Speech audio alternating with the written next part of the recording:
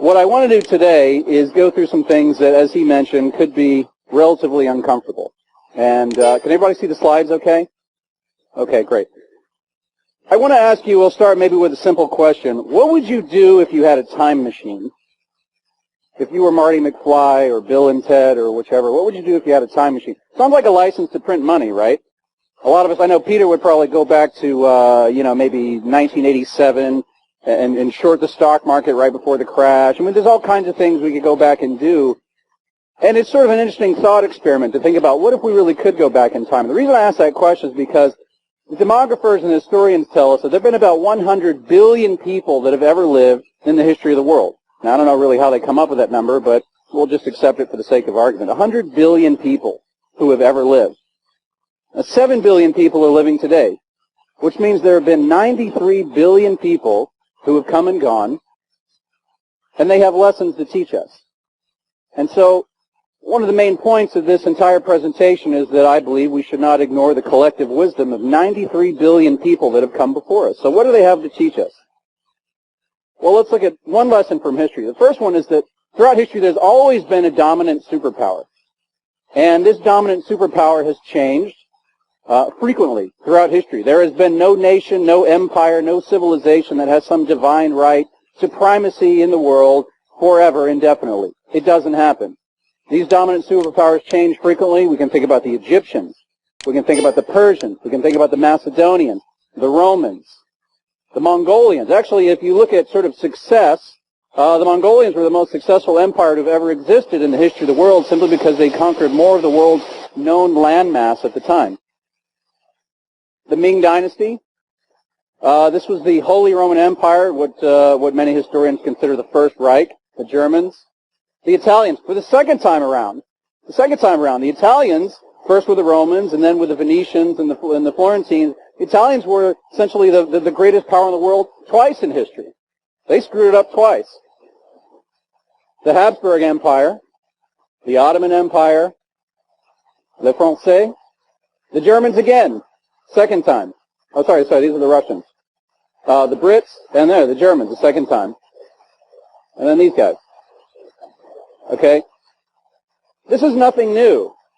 And the fact that the United States is the world's greatest superpower, again, this is nothing new. This happens throughout history. We can't say that we're special, that, we're the greatest superpower in the world. This has happened so many times before. This isn't some crazy conspiracy theory. This is just historical fact. Empires rise, they peak, they decline, and they collapse. This is the cycle of history. Empires, nations, civilizations, they have a life cycle just like human beings. There is no, anybody read Shelley? My name is Ozymandias, King of Kings. Look on my works, ye mighty, and despair. There is no civilization that is immune from the laws of the universe, the financial laws of the universe, the moral laws of the universe. Most of these empires throughout history have always believed that they're somehow immune. They say, all that stuff that happened to those other guys. I mean, the Romans read history. The Ottomans read history. The Brits, of course, they read history. They wrote the history. Okay? And you got to imagine that the British people who were reading Edward Gibbon's Decline and Fall of the Roman Empire probably thought, that's not going to happen here. And yet, it did. It always happens. And one of the other key lessons from history is that the social contract is always changing.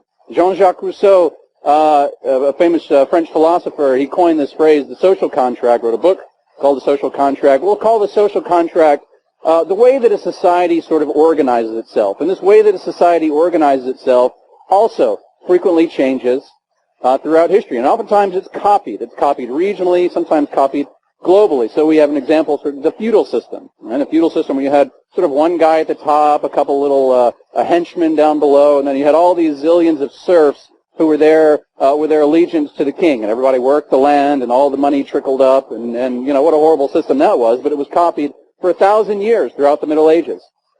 And then we had the rise of the nation state. And this was a model that was copied frequently. The age of imperialism, another great example. This is when all of a sudden the great powers in Europe, followed by the United States, decided, we should get out there, stretch our legs a little bit, and take over countries. This is another regional example. For many decades in the 20th century, Latin America was replete with military dictatorships, many of which were actually installed by the United States. Noriega, Galtieri, Pinochet, and so forth. Native American tribal structures, just to give you, more examples of these social contracts. This is what we have today. I call this Keynesian fiat bubble kleptocracy. This is a system that is essentially for the elite, by the elite, with this illusion that all the little people out there have some sort of control. We'll get into this a little bit more in a little bit. I want to move on to the third lesson from history, is that the global financial system is always changing. The U.S. dollar today is the world's reserve currency. What does that mean? It means that when a guy in China does business with a guy in Brazil, they exchange U.S. dollars in that transaction, although that's starting to happen less and less. The U.S. dollar is the world's reserve currency. The central bank of Kazakhstan is sitting on a big pile of U.S. dollars. Okay? That changes. Again, this is nothing new. The Byzantine solidus was something that lasted for 7 centuries as the global reserve currency. Anybody anywhere in the world was holding on to these gold coins. This is Emperor Justinian here. The Venetian gold ducat was something that came around. Venice was actually a very interesting example, was the first European power to really pull out of what they call the Dark Ages. The Dark Ages is really a misnomer. It was only the Dark Ages in Europe because of the civilizations in the world, in China, South America. They were flourishing. It was Europe that was in this in the midst of this period where there was no intellectual movement whatsoever. And it was the Venetians that pulled out of that.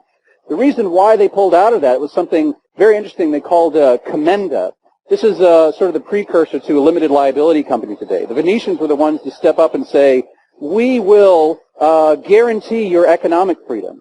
And you had all these serfs that were coming from all over Europe to Venice because they knew that if they worked hard and they were a little bit lucky, that they could actually become very wealthy and do very well for themselves. And it was actually the Venetians that were the first ones to do that. They became the greatest power in Europe. They didn't have any resources. It's not like Venice was sitting on big piles of gold and oil or salt and all the things of the day. They didn't have any of that stuff.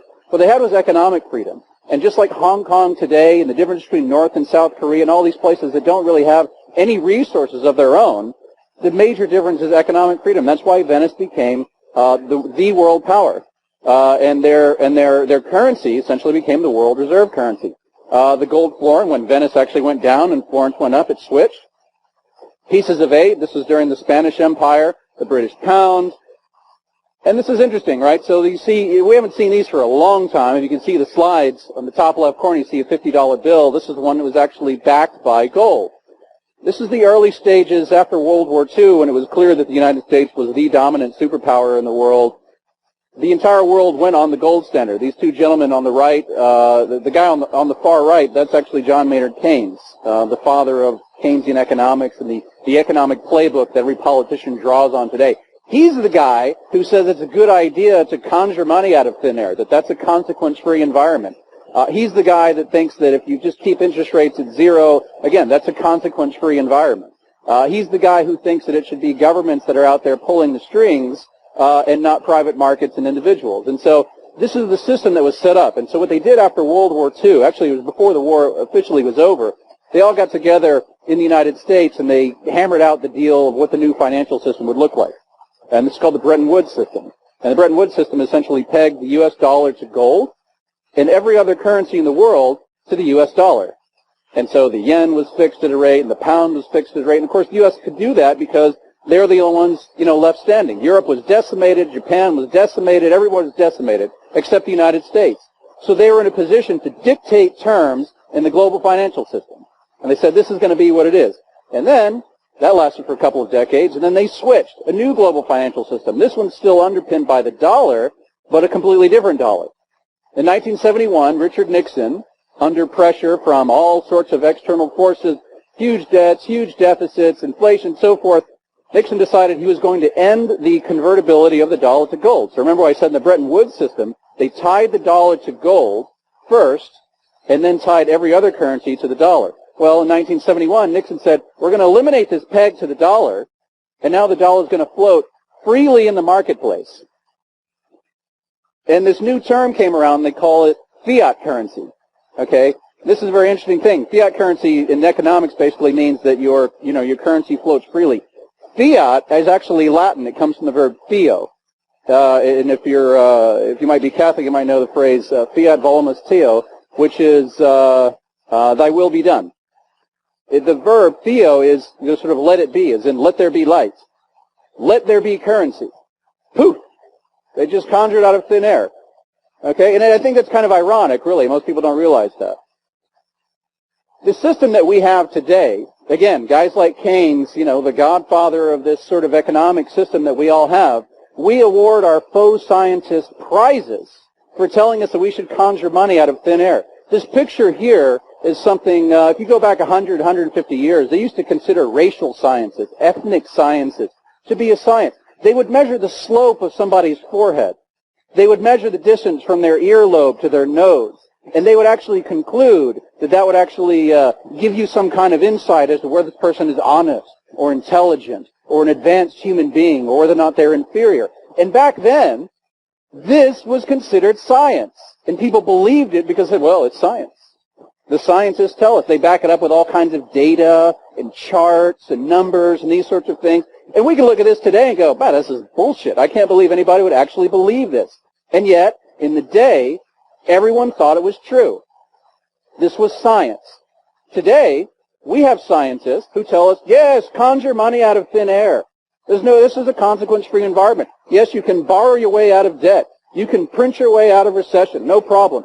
And today, this is science. Our scientists tell us that our system of currency, our monetary system, we call it the system of central banking, that we should give this tiny little banking elite, a handful of guys, we should give them total control over the money supply. So there's literally a couple of guys sitting in a room who decide in their sole discretion, well, what do you think? We should conjure trillions of dollars out there? Yeah, let's do that. That sounds like a good idea. So you have a couple of guys that have complete and total control of the monetary system, and we're just supposed to trust them that they're good guys and that they know what they're doing. That's what the scientists tell us.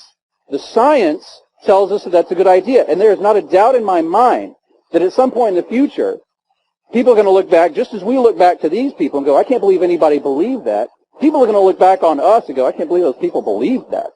I can't believe they thought that this economics of central banking was actually science. But this is what passes off for science. Not only does it pass off for science, we give prizes to people for this kind of stuff. We award the Nobel Prize goes to people who tell us that, you should conjure money out of thin air. Again, we award total control of the money supply to a tiny, unelected banking elite. People think that, we're living in this Republican democracy. This is not a Republican democracy when you have a bunch of unelected officials who have total control of the money supply. Thomas Jefferson said, the end of democracy and the defeat of the American Revolution will occur when government falls into the hands of lending institutions and moneyed corporations. And he was right. We're going to take a quick detour. I want to walk you guys through central banking. A lot of people have no idea. I would say most people have no idea what central banking is all about. This is something that we just sort of, there's these wizards in the tower up somewhere, and again, we're just supposed to trust that they're good guys. Nobody knows how this stuff works. Guys who make millions of dollars a year on Wall Street have no idea how this stuff works. Okay, it's actually scary.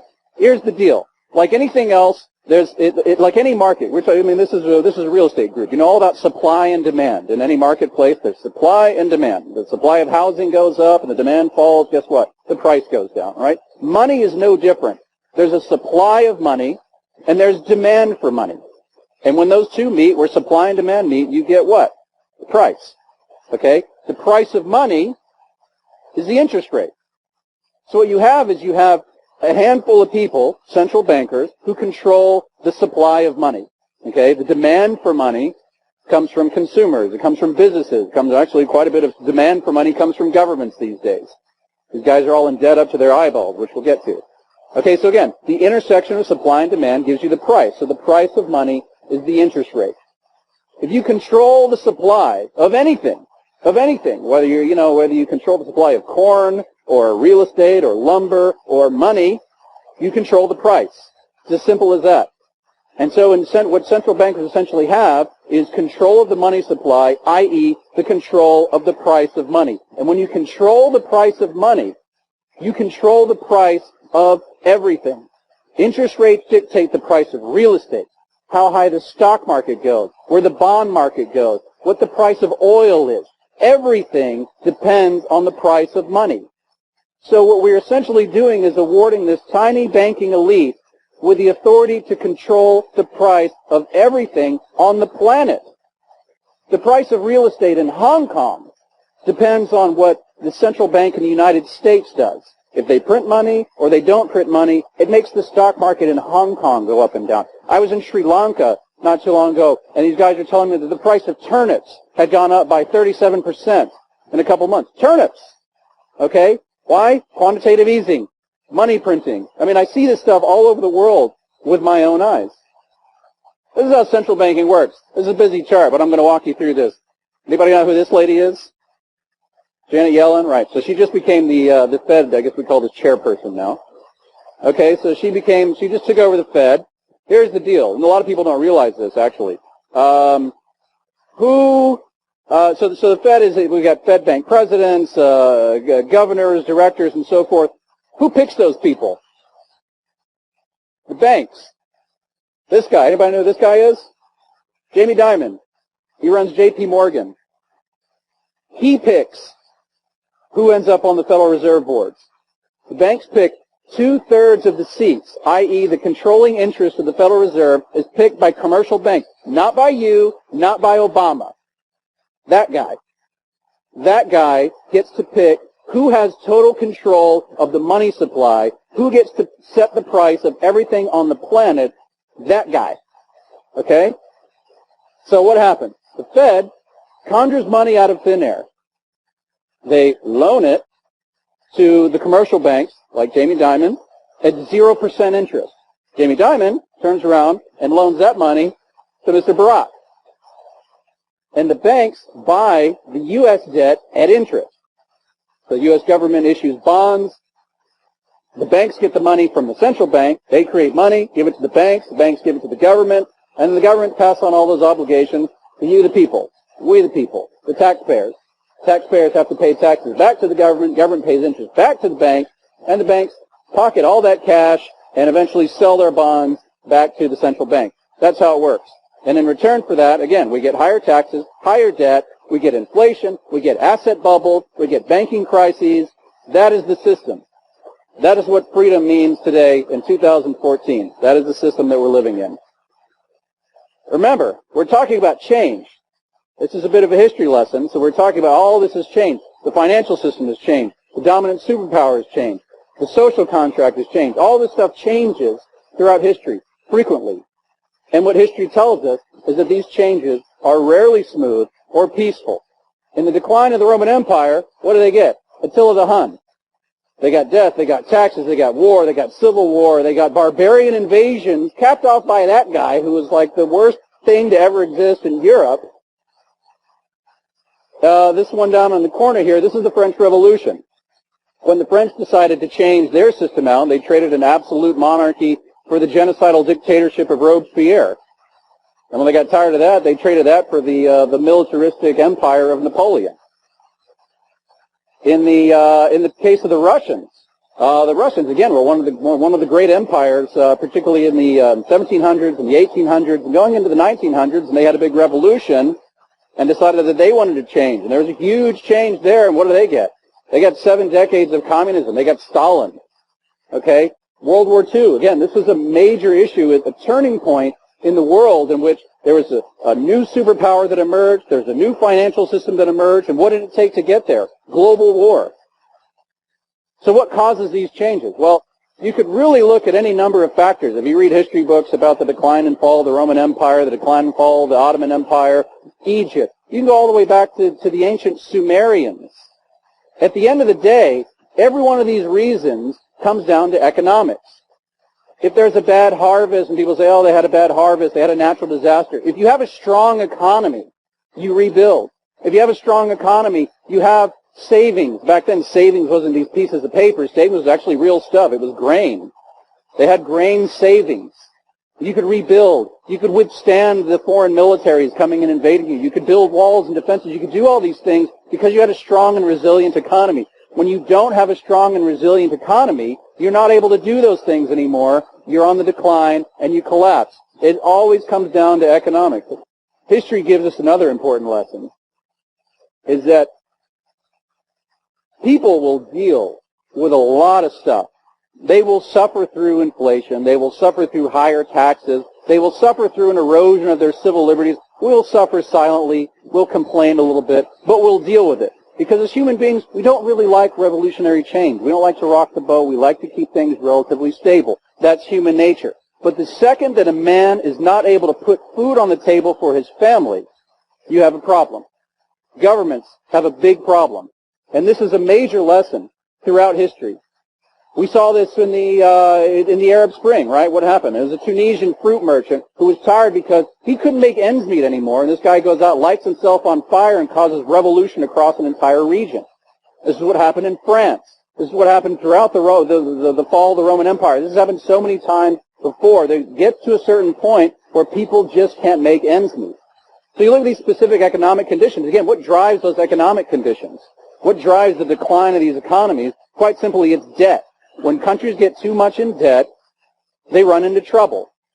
That's a really interesting quote here. There's one at the bottom, Larry Summers. The guy used to be the Treasury Secretary. He says, how long can the world's biggest debtor go on being the world's biggest power? It's a great question to ponder. So what happens when they get to that point? I have something I like to call the 4 Ds.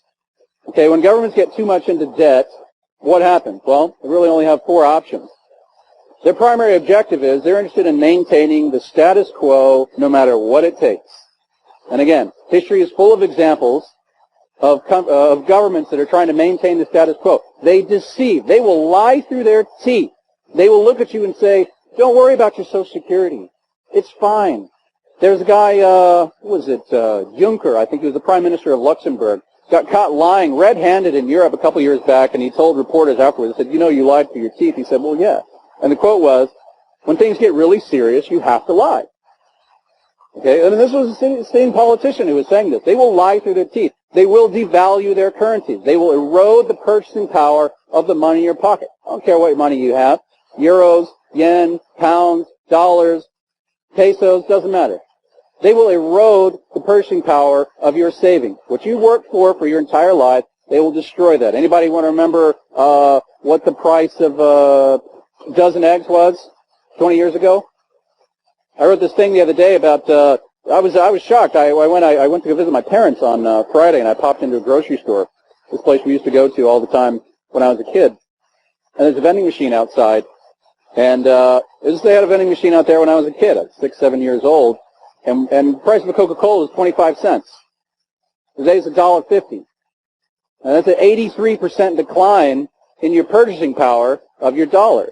And if you look at the statistics of sort of real wages, median wages, and so forth, the rise in wages doesn't keep up with the rise of goods and the cost of living. There's a reason why 20, 30 years ago, my father could go out on a single income and support his wife and children. Today, you can't do that. Practically every household has to be dual income. Everybody has to go out there working just to keep their heads above water. Default is another big one. The idea of default is that when governments get too much in debt, they have obligations, whether those are obligations to creditors, obligations to taxpayers, obligations to retirees. Somebody is going to get screwed. Somebody is going to be defaulted on. Okay? Well, they can either default on their creditors, default on their debt, they can default on Social Security, they can default on any number of things. When you have all these obligations and this much money to pay it, it doesn't take a rocket science to figure out that there's no chance they're going to be able to make those payments. And the last one is actually the worst. This is the dominate. This is when they try to control everything. They impose capital controls, wage controls, price controls, media controls, gun controls, border controls, any kind of control they can possibly make just to try and keep the party going a little bit longer. This is not some wild conspiracy theory. It's uncomfortable to think about, but a lot of this stuff is already happening. We've seen this already in so many places around the world. We saw, again, last year, I think, most of the world woke up and saw what happened in Cyprus when they seized people's bank accounts and said, whoa, you could do that? Yeah, they can do that. And there have been a number of countries that have gone and they've seized pension savings, retirement savings, bank accounts, all sorts of things. I'm sure Peter will stand up here and tell you that even this idea of central banking, when you award this tiny banking elite with the ability to control the price of everything, that is a form of price control. The United States actually just recently fell to number 46 in the world in a ranking of the most free media. Number 46, right between Haiti and Romania. That's what the land of the free is today. There are tremendous social implications to all this. We can see, again, when countries get in this situation, we can see substantial inflation, resource shortages, rising crime rate, social unrest. There's a lot of really great academic analysis. These guys, Ponticelli and Voth, wrote something a couple years back about essentially linking having too much debt, linking that to social turmoil. So they looked at sort of economic decline, and as well as this paper by this Professor Wu. Really interesting data, essentially making a hard link between economic decline, too much debt, et cetera, and all these sort of social implications, rising crime rates, rebellion, revolution, insurrection, et cetera. There are serious social implications in this. The Romans were masterful at the application of these 4 Ds. Of course, Diocletian, this guy, this isn't lined up. Diocletian all the way over here on the right. This is a guy who imposed in 301 AD his edict on wages and prices. Set the death penalty for anybody who violated his price controls. And of course it didn't work. Anytime they try and do this, it only hastens the decline. The Romans were famous at giving their peasants, bread and circuses to distract them from all the real problems that were out there in the world. It was just a form of welfare and distraction. Welfare and distraction. Keep people away from what the real problem. Don't let them think too hard about what's happening. Just keep them distracted from all the problem. These tactics are literally thousands of years old. The French, this is a very interesting case. Let me see how much time I have. The French are a very interesting case. We talked about this back in the... All right, thanks, buddy. So this is an interesting case. So the French were we talked about this in the 1600s, early 1700s. The French were by far the most powerful civilization in the world, and certainly in Europe, under the reign of Louis XIV. L'État, c'est moi. I am the state, the absolute monarchy. Eventually, the French people thought that it was sort of their divine right to be the world's superpower. And of course, we all know that that's total nonsense. Many people think the same thing about the United States. The whole point is that everybody always thinks that they're entitled to this position. When they get into that position, they start spending more. They want to enjoy their wealthy lifestyle. The French have all these colonies all over the world. They built welfare. They built free hospitals. They built great monuments to themselves, statues, parks, all these great things, many of which are actually still standing today. And we can go to Paris and go, well, that's really beautiful, but man, did that cost a lot of money 300-400 years ago. It was really expensive. And guess what? They couldn't afford it. They couldn't afford it. Their expenses started to rise.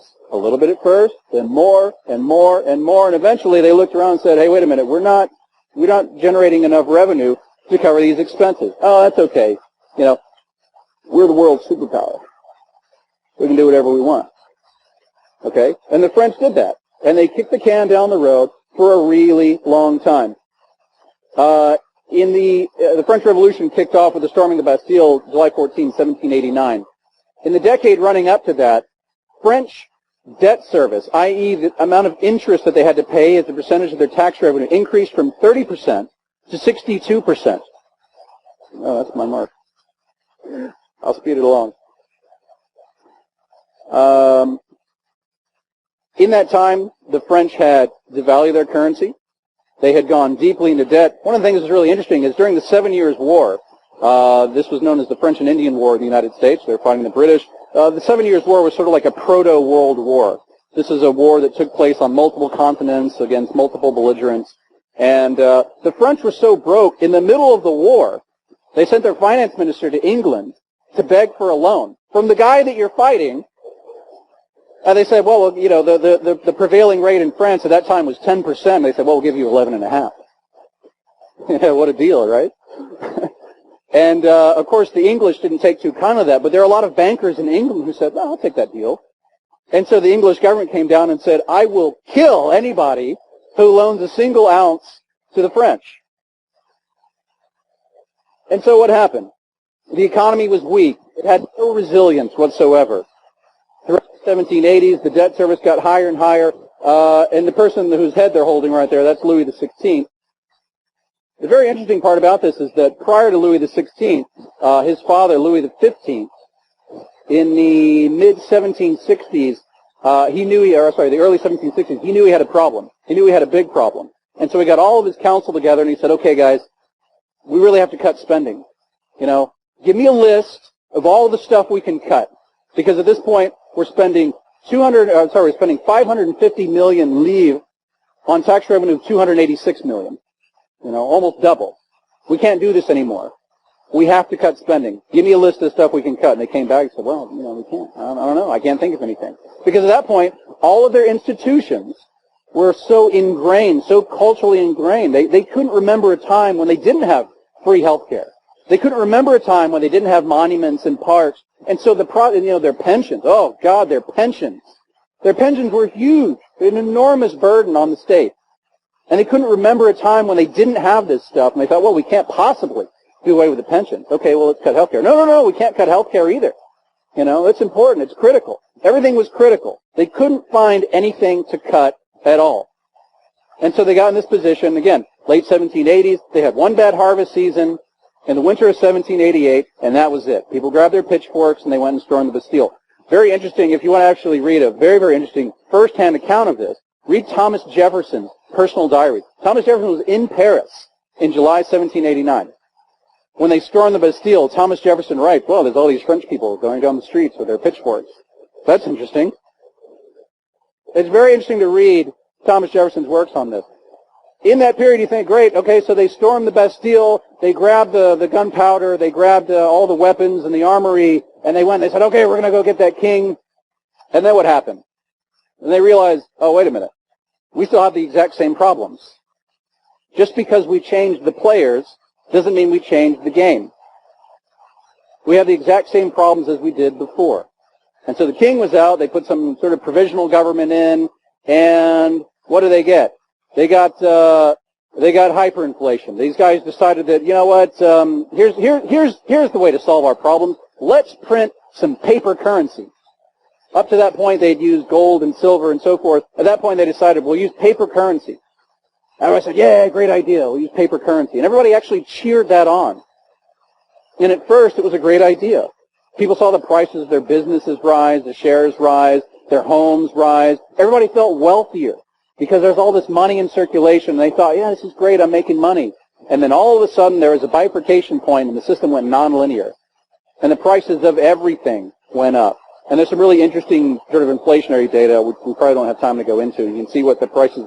The great thing about the French, they kept meticulous records. This is actually a list. I'm an economic history wonk. This is actually the ledger of the French government in 1787, and they kept meticulous records. And you can go back and actually look and see the prices of everything rising throughout the 1780s, 1790s, and so forth. It was horrible what people had to deal with. And in addition to all that, so they had hyperinflation. Then they had internal civil war. They had an external war with Austria. They had external war with Prussia.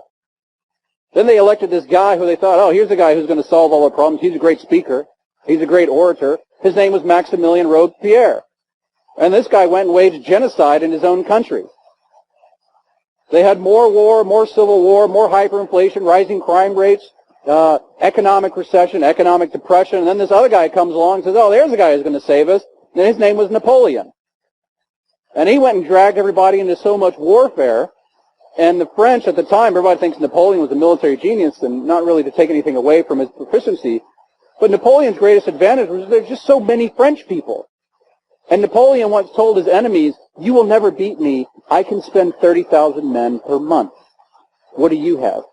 And all these other little countries he was fighting, the Austrians, the Brits, they didn't have that kind of manpower. France was this huge nation with this huge population. Napoleon thought it was nothing to just go and expend the lives of Frenchmen because he had something that nobody else had. In addition to these men, he was in charge of this nation state.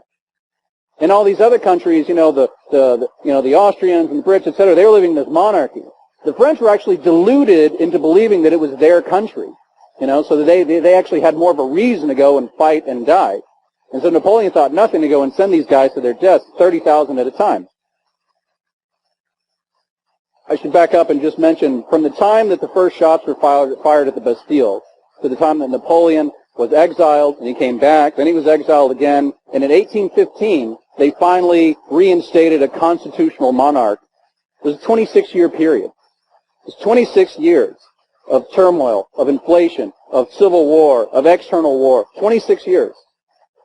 So remember that lesson, that these changes are rarely smooth or peaceful. The Ottoman Empire, I just love this cartoon. The Ottoman Empire, similar deal. They're paying 17% of their total revenue in debt service, went up to 52% in 11 years. Then they defaulted. Big surprise. No shocker there. When you have to spend 52% of your tax revenue just to pay interest, this is what happens. In mathematics, there's a principle called exponential decay. That's what this line in the middle is.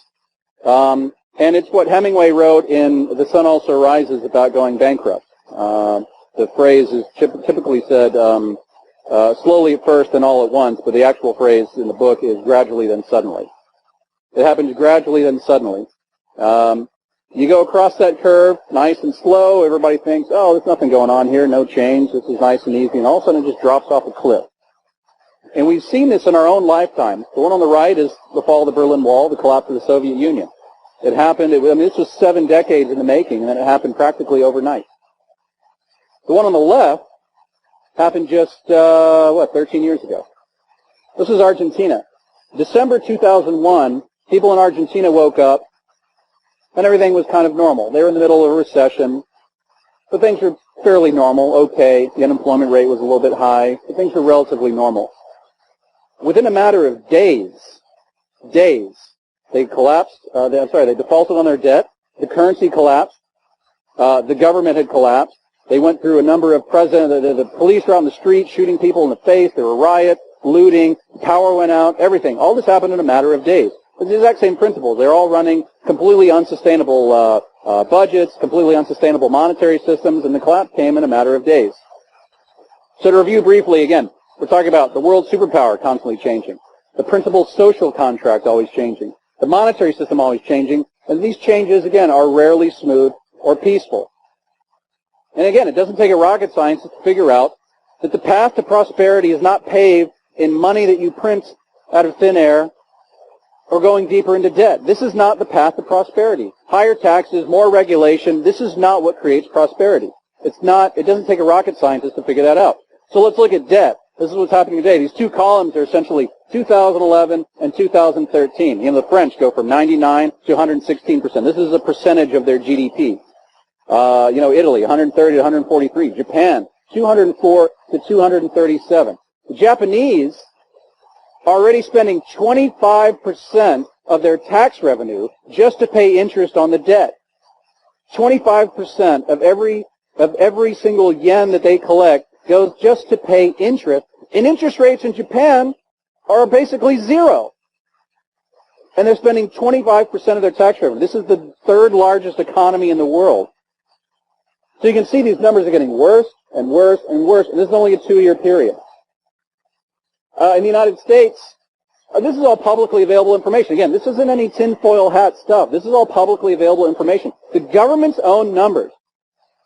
The GAO reports every year they do this thing. They actually put together financial statements for the United States. That's what they call them. Of course, they get to use their own accounting methods. If they use the accounting methods that you and I would have to use in private businesses, these numbers would be even worse.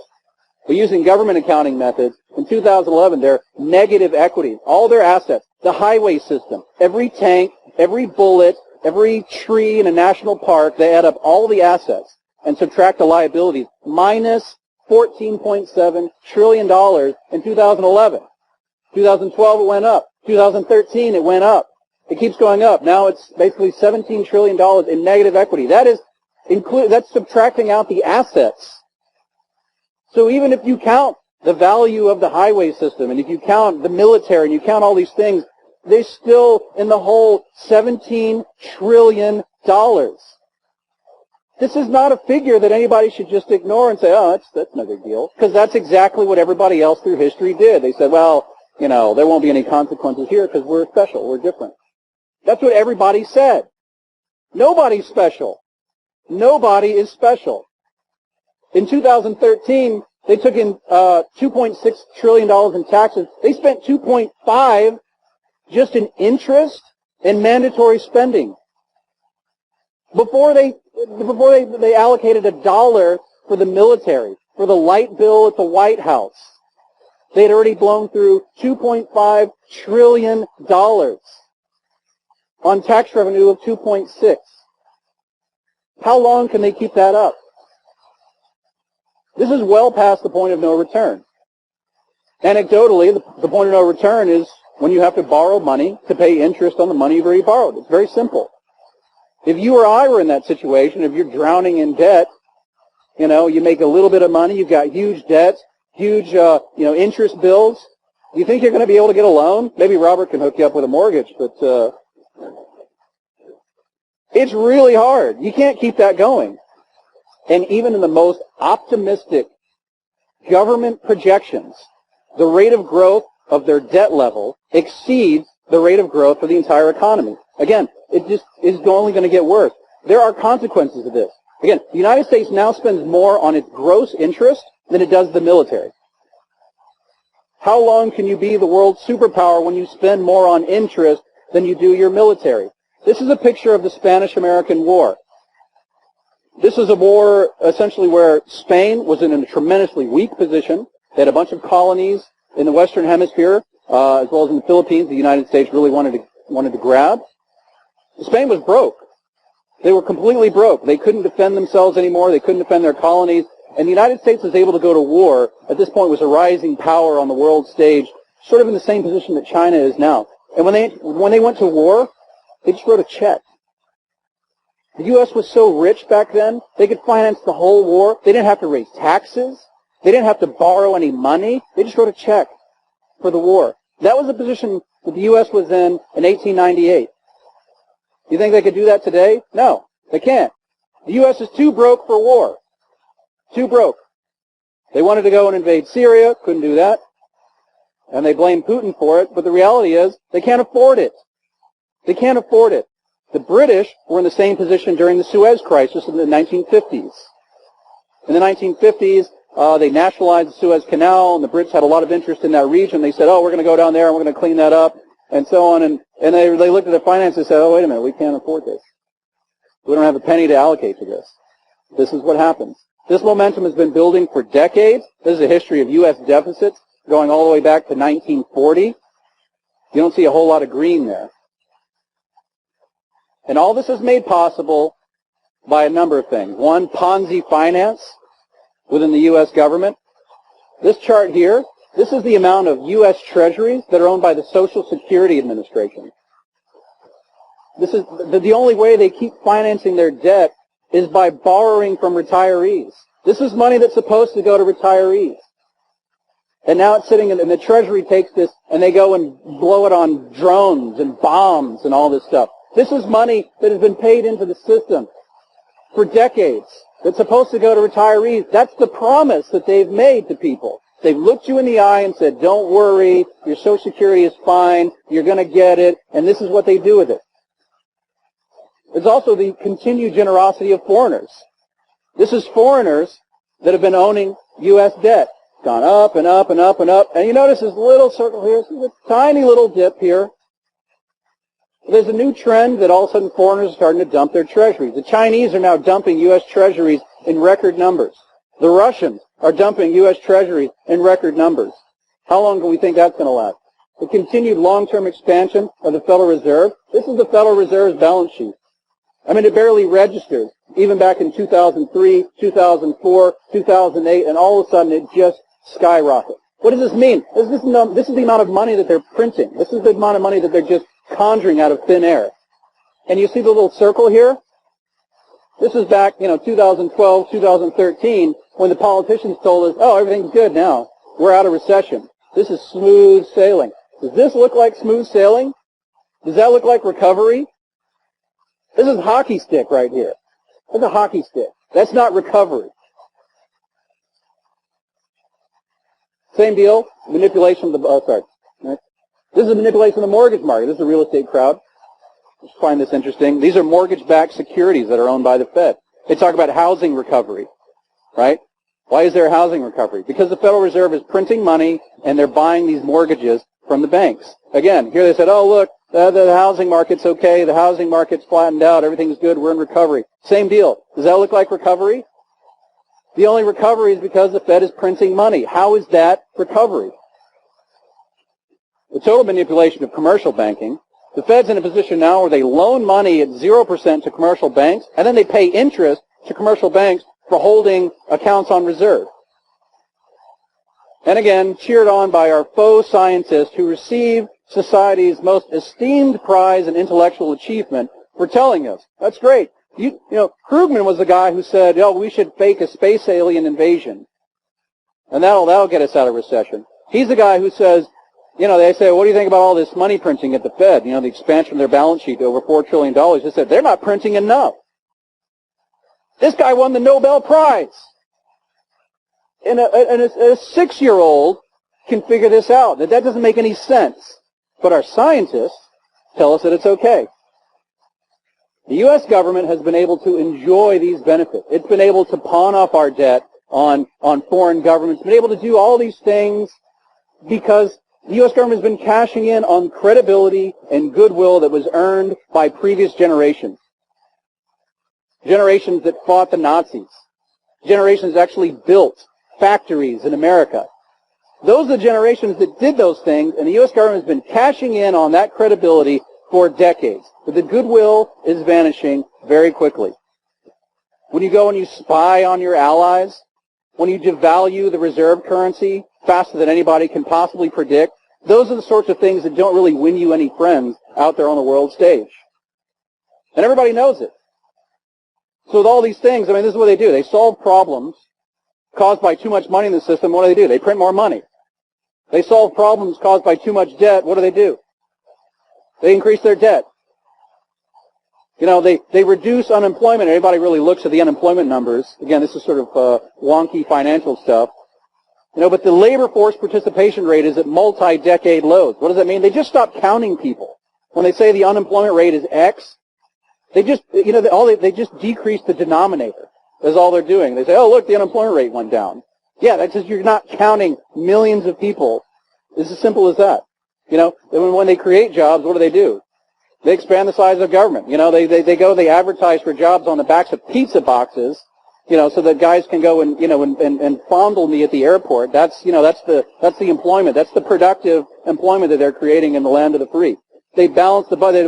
President Obama just released his fiscal year 2015 budget. And you look at it and he says, oh, we're saving trillions of dollars, we're reducing the deficit by trillions of dollars. Funny thing about that is they consider, you know, a budget deficit of only $700 billion to be, you know, that's a good news story.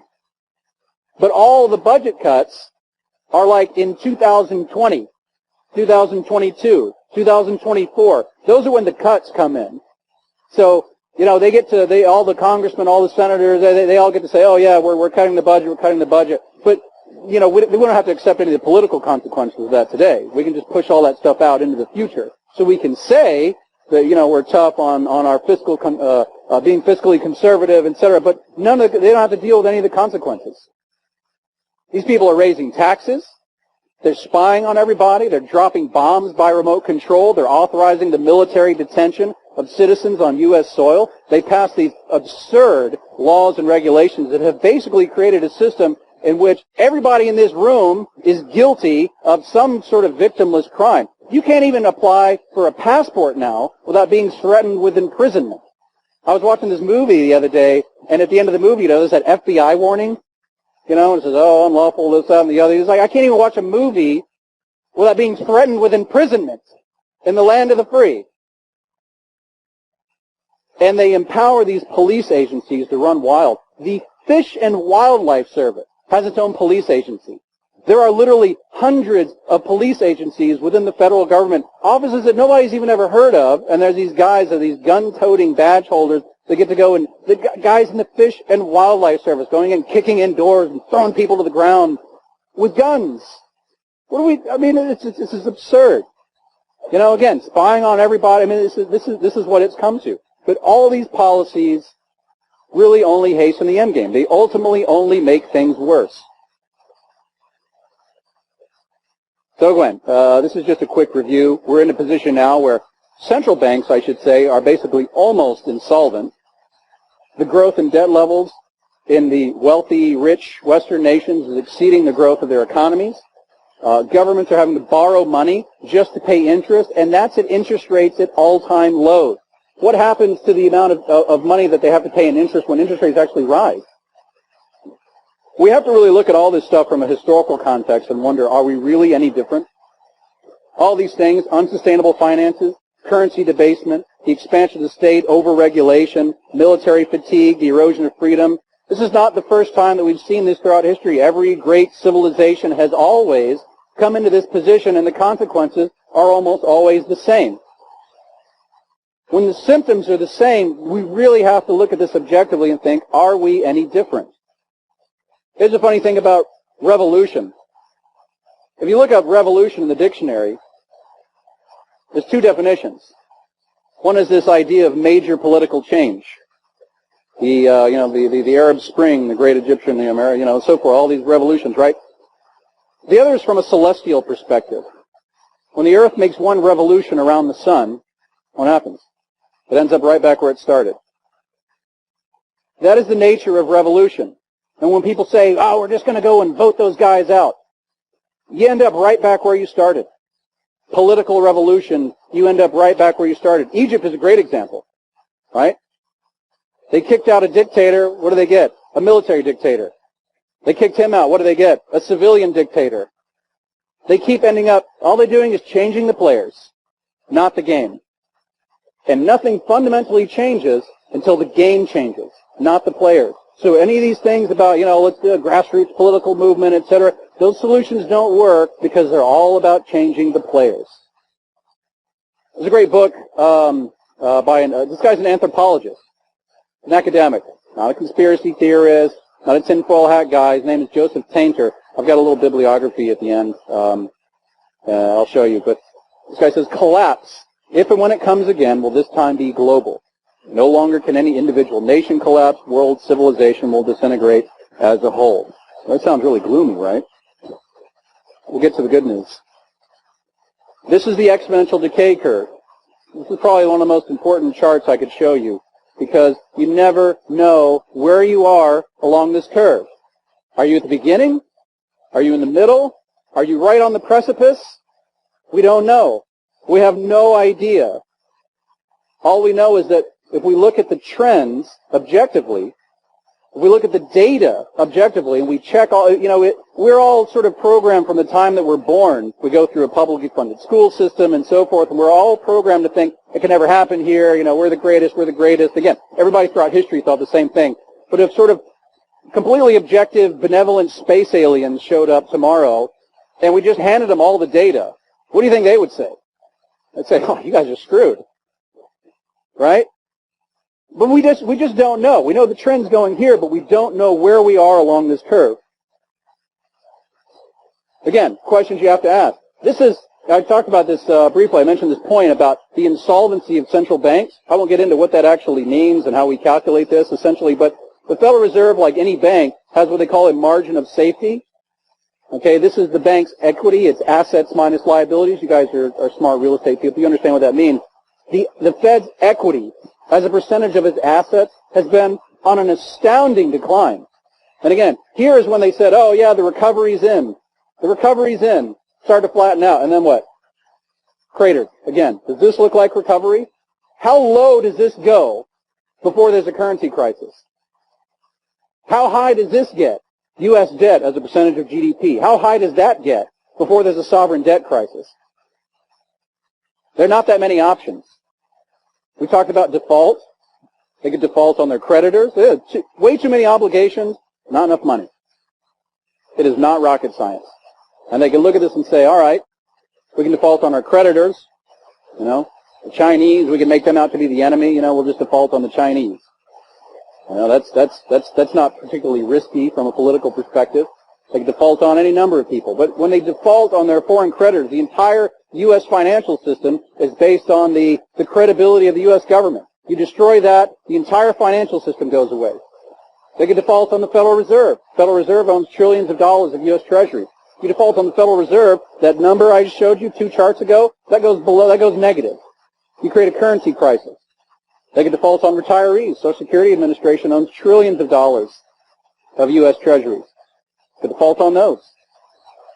Or other obligations to taxpayers. All the things they've been promising you They say, well, you know what, we're just not going to be able to do that. All the money that you're paying, you think you're paying for roads and this and that, whatever, you're not paying for that anymore. Now you're paying for debt, and only debt. And then you've got the devaluation side, significant reduction in your purchasing power, foreign nations that panic, head for the exits. Who would want to hold the dollar anymore when they know it's just going to keep going down and down and down? Never forget, we're talking about crises, banking crises, currency crises, etc. This is who you're dealing with. Okay, these are the fellow countrymen. People are going to rip themselves to pieces for gym towels that cost $1.99. And don't forget about these guys too. That's also who you're dealing with. Most people are going to do this because we've been programmed from the time that we were born to believe that it's never going to happen here, that we're different, that we're special, and these guys are going to figure it all out.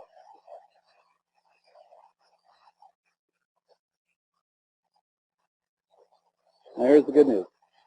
You guys ready for good news?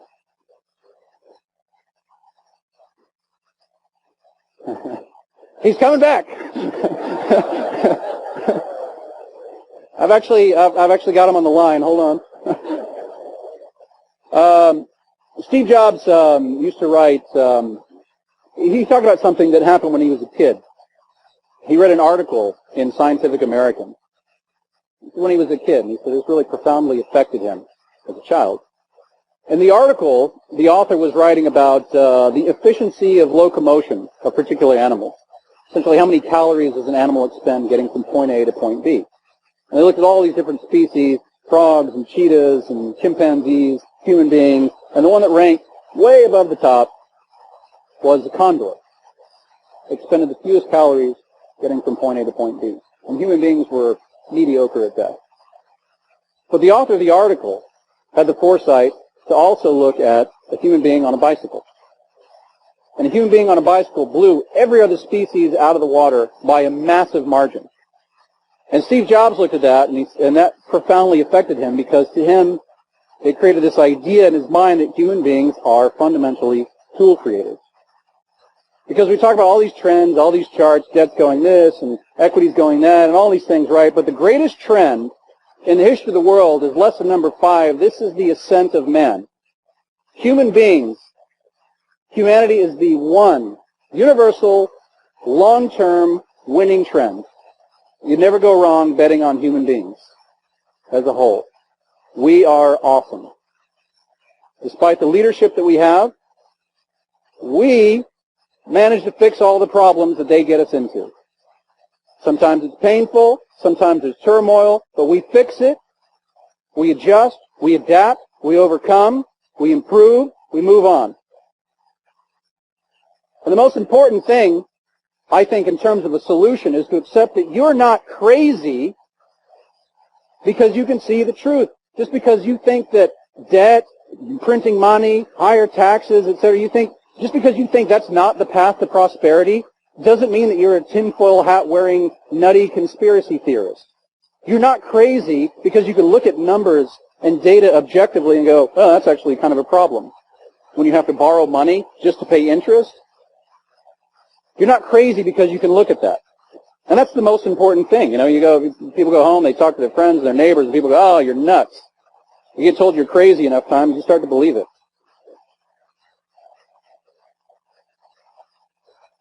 One very important conclusion here is to look at this from a very big picture and think that if nearly every single objective fundamental in your home country suggests that your country is in terminal decline, maybe it's time to make sure that all of your eggs are not in one basket. Again, look at the data objectively. Make a rational decision, not an emotional decision, not the decision because of what you've been programmed to believe. Look at the numbers and make a decision for yourself.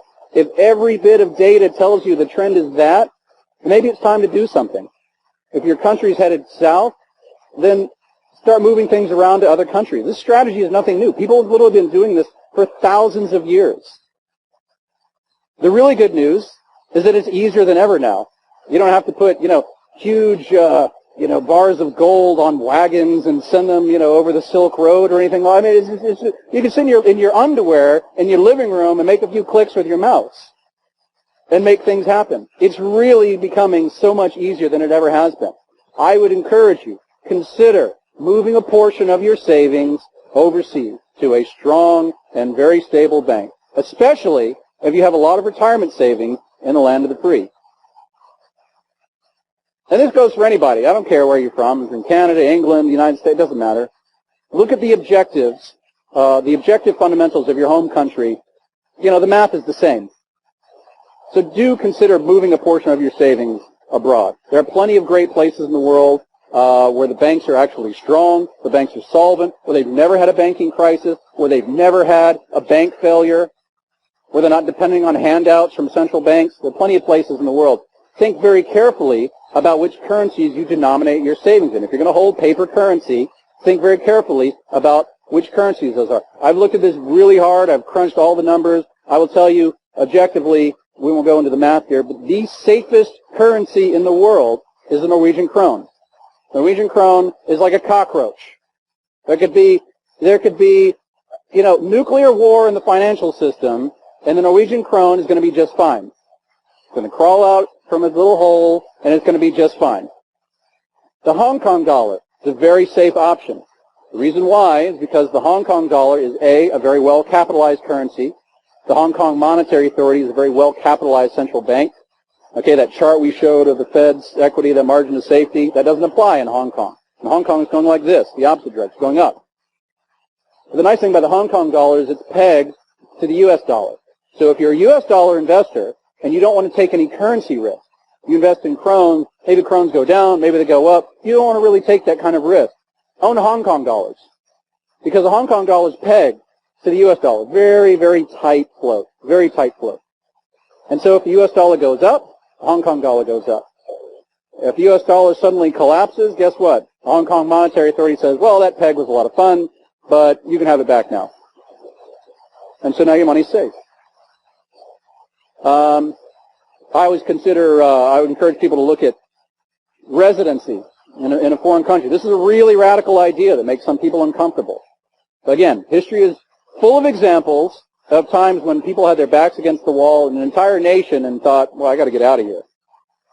It happens. Okay, I'm not telling you it is going to happen. I'm not telling you the date that it's going to happen or anything like that. But it makes a little bit of sense, particularly if you have a family, you have kids to worry about.